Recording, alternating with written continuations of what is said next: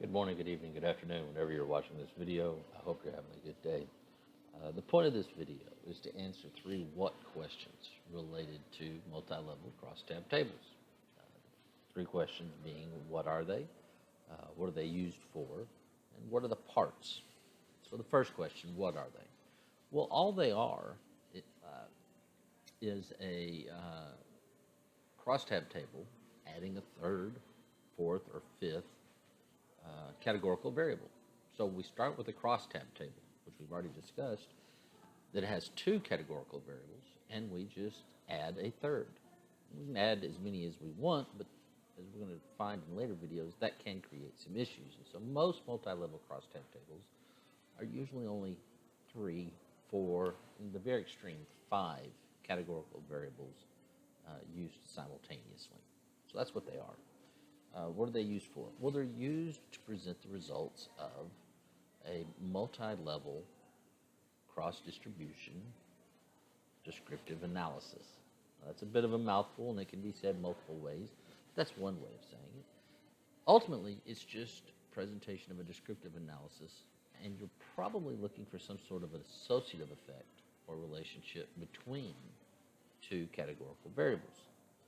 Now, in other videos, I talk about how most categorical data typically refers to something that's not measured. So there's no scale.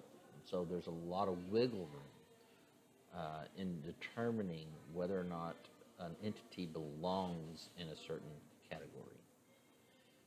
We use multi-level data to help hone some of that, get rid of some of that ambiguity.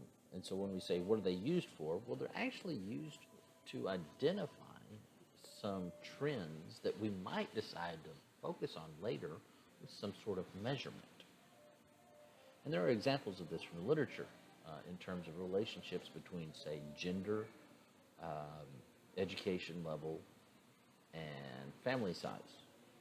We may look at these three categorical variables and start to notice there's a trend, there's a relationship between these three variables, and then that's what we study. When we say, well, what are the parts of these tables? Well, if we look at this table, the most important parts to a multi-level actually isn't the table itself, because we learned how to build those when we built our first crosstab tables. We know that I just have two categorical variables in a crosstab, and that's fairly simple. As I said earlier, in a multi-level table, all we're doing is we're adding a third, fourth, or fifth categorical variable. The key point is going to be in the title. And that's the part that you really need to pay attention to. If we look at this title, it says the cross-distribution of study participants for increased anxiety by gender within each level of danger. So when we're writing the title, what we want to do is we want to write it like a standard crosstabs table. This variable by this variable within each level of this third variable. And if we added a fourth one, then we would talk about increased anxiety by gender within each level of danger found within each level of locale. That's how we typically look at that. That's how we relate the two.